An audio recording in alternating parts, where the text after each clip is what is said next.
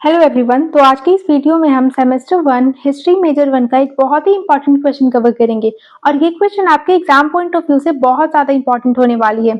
मैं इस क्वेश्चन को बहुत ही इजी लैंग्वेज में समझाने का कोशिश करूंगी और मैंने आंसर को भी बहुत ही इजी लैंग्वेज में रखा है ताकि आपको एग्जाम में किसी भी तरह का दिक्कत ना हो लिखने में, आप आंसर को खुद से लिख सको। तो जब आप वीडियो को अच्छे तरीके से सुनते हैं उसके बाद आंसर आप लिख सकते हैं, क्योंकि हम जो कुछ सुनते हैं ना हमारे माइंड में वो सेट हो जाता है और जब हम एग्जाम हॉल में बैठते हैं ना तो वो सारे पॉइंट्स हमें रिकॉल होते हैं। इसलिए आप लोगों को ये सुनना बहुत जरूरी है। तो आप लोग इसे बहुत अच्छे से सुनिए, पॉज करके सुनिए, थोड़े थोड़े बीच बीच में पॉजेस लीजिए ताकि जब एग्जाम में आंसर आए तो आपको ये ना लगे कि हो काश मैंने ये क्वेश्चन को अच्छे से किया था, मैंने देखा तो था लेकिन मैं अच्छे से पढ़ा नहीं या फिर पढ़ी नहीं, है ना। क्योंकि ये जो काश शब्द है ना ये हमें बहुत रिग्रेट कराता है। तो आइए टाइम को ज्यादा वेस्ट ना करते हुए वीडियो को स्टार्ट करते हैं। तो हमारा आज का एक और इम्पोर्टेंट क्वेश्चन है, examine the literary sources of ancient Indian history. मतलब हमें इसमें एंशिएंट इंडियन हिस्ट्री के लिटरेरी सोर्सेज के बारे में पढ़ना है। लास्ट वीडियो में हमने आर्कियोलॉजिकल सोर्स को कवर किया था, इस वीडियो में हम लिटरेरी सोर्सेज को पढ़ेंगे। आंसर हम इंट्रोडक्शन के साथ स्टार्ट करेंगे। तो चलिए समझते हैं कि आपको इंट्रोडक्शन में क्या लिखना है। To study ancient Indian history, we need sources, and sources tell us about the past. They help us know how people lived, what they believed, how kings ruled, and how society worked. तो इसका मतलब ये है कि ancient Indian history अगर हमें पढ़नी है तो हमें सोर्सेज की जरूरत पड़ती है। सोर्सेज का मतलब होता है वो चीजें जिसे हम पास्ट के बारे में इंफॉर्मेशन मिलती है, जिससे हम पास्ट के बारे में जानते हैं। इन सोर्सेज की हेल्प से हमें पता चलता है कि पुराने टाइम में लोग कैसे रहते थे, क्या सोचते थे, कैसे राजा राज करते थे और सोसाइटी का सिस्टम कैसा था। There are main two types of sources, archaeological sources and literary sources. तो हमारा जो सोर्सेज है जिससे हमें हिस्ट्री के बारे में पता चलती है तो ये मेनली दो तरह के होते हैं।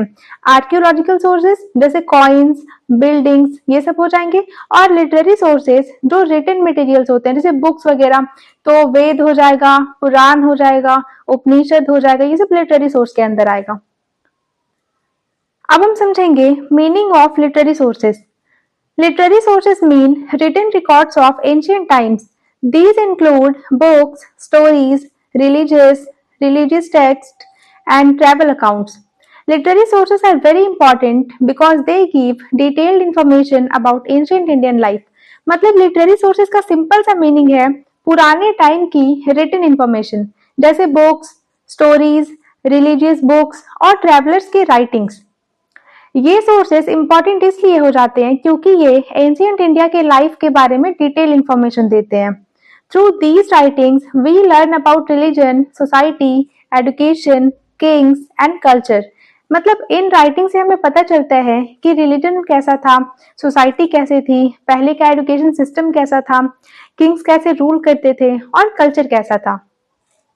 Literary sources are books and writings written in ancient times. These writings tell us about the ideas and life of people. मतलब literary sources basically ancient books और राइटिंग्स होते हैं। इनसे हमें पता चलता है कि उस टाइम के लोग कैसे सोचते थे और कैसे जीते थे। These sources help us understand religion, society, political life, education and culture.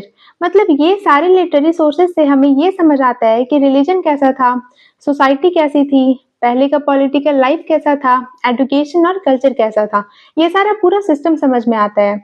Literary sources को मेन दो टाइप्स में डिवाइड करते हैं, रिलीजियस लिटरेचर और नॉन रिलीजियस लिटरेचर। आइए सबसे पहले समझते हैं कि रिलीजियस लिटरेचर क्या होता है। Religious books are very important sources of ancient Indian history. These books mainly talk about religion, but they also give information about social life. मतलब रिलीजियस बुक्स सिर्फ रिलीजन की बात नहीं करती, ये सोसाइटी के बारे में भी इंफॉर्मेशन देती है, इसलिए ये हिस्ट्री के इंपॉर्टेंट सोर्सेस होते हैं। अब हम कुछ रिलीजियस लिटरेचर के बारे में पढ़ेंगे, जैसे वेद है, उपनिषद है, महाभारत एंड रामायण है, ये सब के बारे में पढ़ेंगे। आइए सबसे पहले समझते हैं कि वेद क्या होती है। The Vedas are the oldest books of India. They are the oldest literary sources of Indian history. There are 4 Vedas: Rigveda, Samaveda, Yajurveda और अथर्ववेद। मतलब ये जो वेद होते हैं ना ये इंडिया की सबसे पुरानी बुक्स है, इसलिए ये इंडियन हिस्ट्री का ओल्डेस्ट लिटरेरी सोर्स माना जाता है। और ये 4 तरह का होता है, ऋग्वेद, सामवेद, यजुर्वेद और Atharvaveda. The Rig Veda is the oldest. It tells us about the early Aryan people, their life, their gods, and their society. From the Vedas, we learn about early society, religion, occupation, and family life. इसका मतलब ये है कि ऋग्वेद सबसे पुराना वेद है। इससे हमें आर्यंस की लाइफ के बारे में पता चलता है, जैसे उनके गॉड कौन थे, सोसाइटी कैसा था उस वक्त का, और उनका डेली लाइफ क्या था। वेदा जो है यानी वेद जो है ये इससे हमें पता चलता है कि अर्ली सोसाइटी के बारे में, रिलीजन के बारे में, ऑक्यूपेशन और फैमिली लाइफ, ये सारे के पैटर्न के बारे में हमें पता चलता है। दूसरा है Upanishads. The Upanishads explains ideas about life and truth. They tell us about the thinking of ancient people. They teach about soul, truth, and knowledge. They also show the simple life and deep thinking of ancient Indian history. मतलब उपनिषद life और truth के बारे में ideas बताते हैं। ये बताते हैं कि एंशिएंट लोग कैसे सोचते थे। उपनिषद सोल, ट्रूथ और नॉलेज के बारे में बताते हैं और ये भी बताते हैं कि एंशिएंट सोसाइटी सिंपल लाइफ जीती थी और उनकी जो थिंकिंग थी वो बहुत डीप थी। इसमें थर्ड पॉइंट है रामायण एंड महाभारत। रामायण और महाभारत इंडिया के दो ग्रेटेस्ट एपिक्स हैं। The Ramayan tells the story of lord Rama. It teaches about truth, duty and good behaviour. मतलब रामायण लॉर्ड राम की स्टोरी बताती है। ये हमें ट्रूथ, ड्यूटी और गुड बिहेवियर सिखाती है।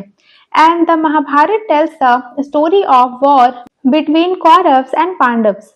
It also contains the Bhagavad Gita, which teaches good values. मतलब महाभारत कौरव और पांडव की वॉर की स्टोरी है। इसमें भगवत गीता भी है जो गुड वैल्यूज सिखाती है। और ये जो रामायण और महाभारत जो कि एपिक्स हैं, इनसे हमें फैमिली लाइफ, किंगडम्स, वॉर और सोसाइटी के बारे में पता चलता है। इसके बाद है Buddhist literature. Buddhist books are also important literary sources. The main Buddhist books are called the Tripitaka. These books tell us about life of Gautam Buddha, his teachings and society of that time. These books also tell us about the spread of Buddhism. इसका मतलब ये है कि Buddhist book जो होती है ना, वो भी हिस्ट्री के बहुत इंपॉर्टेंट सोर्सेस होते हैं। इनकी मेन बुक्स को त्रिपिटक कहा जाता है और त्रिपिटक से हमें गौतम बुद्ध के लाइफ के बारे में पता चलता है, उनके टीचिंग्स के बारे में पता चलता है और उस टाइम की सोसाइटी के बारे में भी पता चलता है। इन बुक से ये भी पता चलता है कि बुद्धिज्म कैसे स्प्रेड हुआ। इसके बाद है Jain literature. Jain books tell us about the life and teaching of Mahavir. They also tell us about society and religion during that time. These books help us understand Jain religion and ancient Indian culture. मतलब Jain book से हमें महावीर के life और teaching के बारे में पता चलता है, साथ ही उस टाइम की सोसाइटी और रिलीजन के बारे में भी इंफॉर्मेशन मिलती है और इन बुक्स की हेल्प से हमें जैन रिलीजन और एंशिएंट इंडियन कल्चर को समझने में बहुत हेल्प मिलती है। अब हम समझते हैं नॉन रिलीजियस लिटरेचर के बारे में. Non religious books also give important information about history. These books talk about politics, economy and society. मतलब नॉन रिलीजियस बुक्स भी इम्पॉर्टेंट होते हैं क्योंकि ये रिलीजन के बारे में ही नहीं बल्कि पॉलिटिक्स, इकोनॉमी और सोसाइटी के बारे में इंफॉर्मेशन देती है। मतलब हम लोगों ने पढ़ा था रिलीजियस लिटरेचर. रिलीजियस लिटरेचर हमें रिलीजन के बारे में इंफॉर्मेशन देता था, लेकिन नॉन रिलीजियस से नाम ही में समझ में आ रहा है कि नॉन रिलीजियस मतलब ये हमें रिलीजन के बारे में नहीं बल्कि पॉलिटिक्स, इकोनॉमी और सोसाइटी के बारे में इंफॉर्मेशन देती है। इसे हमने कुछ पॉइंट्स में कवर किया है, जिसमें सबसे पहला historical books. Some books were written specially to record history. For example, Raj Tarangini written by Kalhana tells the history of Kashmir kings. This book gives information about rulers and political life. इसका मतलब है कि कुछ बुक स्पेशली हिस्ट्री रिकॉर्ड करने के लिए लिखी गई थी, जैसे कि राज तरंगिनी जिसे काल्हन ने लिखी थी. इसमें कश्मीर के किंग्स के बारे में इंफॉर्मेशन मिलती है और इससे रूलर्स और पॉलिटिकल लाइफ के बारे में पता चलता है. दूसरा एक और बुक है अर्थशास्त्र. अर्थशास्त्र वॉज रिटन बाय कौटिल्य यानी चाणक्य. चाणक्य का ही दूसरा नाम कौटिल्य था, तो अर्थशास्त्र को कौटिल्य यानी चाणक्य ने लिखा है. This book tells us about the government, administration, tax system, economy and foreign policy.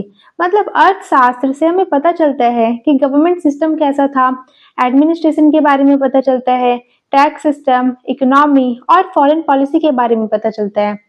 और ये जो बुक है अर्थशास्त्र, ये मौर्य एम्पायर को समझने के लिए बहुत इंपॉर्टेंट होते हैं।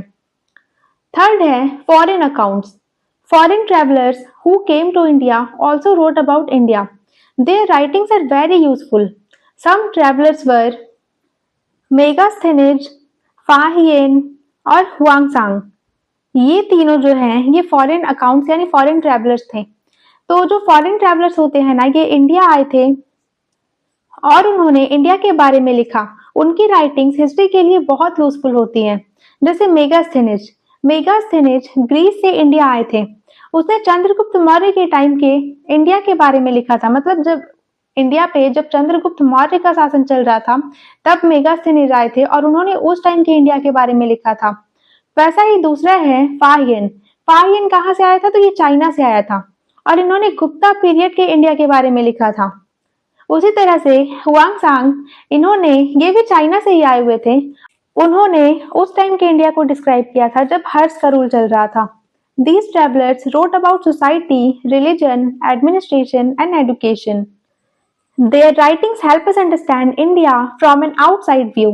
इसका मतलब ये है कि इन ट्रैवलर्स ने सोसाइटी, रिलीजन, एडमिनिस्ट्रेशन और एजुकेशन के बारे में लिखा था और इनकी राइटिंग से हमें इंडिया को एक आउटसाइड व्यू से समझने में हेल्प मिलती है। अब हम समझते हैं importance of literary sources. Literary sources are very important for many reasons. मतलब लिटरेरी सोर्सेस हमारे लिए बहुत इंपॉर्टेंट होते हैं और इसका कोई एक तो रीजन नहीं है बल्कि इसके बहुत सारे रीजंस हैं, जिसे हम कुछ पॉइंट्स में कवर करते हैं।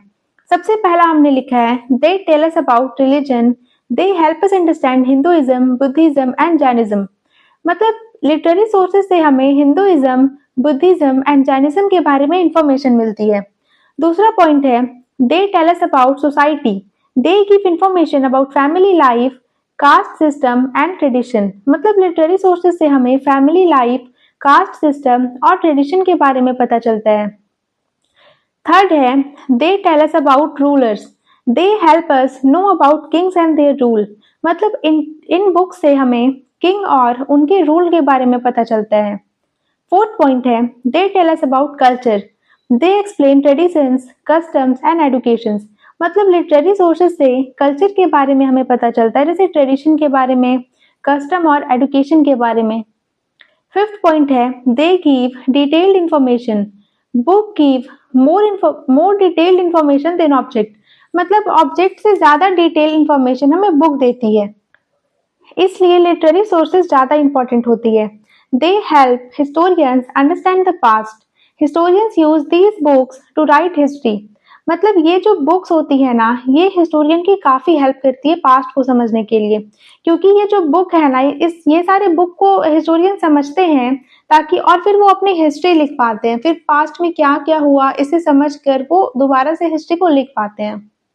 अब हम समझते हैं conclusion. In conclusion, literary sources are very important for studying ancient Indian history. They give us detailed knowledge about religion, society, rulers, and culture. Religious books like Vedas, Ramayana, and Buddhist texts, and non-religious books like Arthashastra and foreign accounts help us understand ancient India. इसका मतलब याद है कि आप conclusion में याद रखिए कि literary sources ancient India history को समझने के लिए बहुत जरूरी होते हैं। ये रिलीजन, सोसाइटी, रूलर्स और कल्चर्स के बारे में डिटेल नॉलेज देते हैं। और वेदास, रामायण और बुद्धिस्ट बुक जैसे रिलीजियस बुक्स और अर्थशास्त्र और फॉरेन ट्रैवलर्स के अकाउंट जैसे non religious books ancient India को समझने में बहुत हेल्प करते हैं। Without literary sources, our knowledge of ancient India would be incomplete. Therefore, literary sources are one of the most important ways to understand ancient Indian history. मतलब अगर literary sources नहीं होते तो एंशिएंट इंडिया के बारे में हमारी जो नॉलेज होती ना वो इनकम्प्लीट होती, मतलब वो पूरी नहीं होती। इसलिए लिटरेरी सोर्सेस हिस्ट्री को समझने के लिए बहुत जरूरी होते हैं। तो इसी के साथ हमारा सेमेस्टर 1 हिस्ट्री मेजर 1 का एक और मोस्ट इंपॉर्टेंट क्वेश्चन कवर होता है। तो मिलते हैं नेक्स्ट वीडियो में एक और मोस्ट इंपॉर्टेंट क्वेश्चन के साथ। Thanks for watching.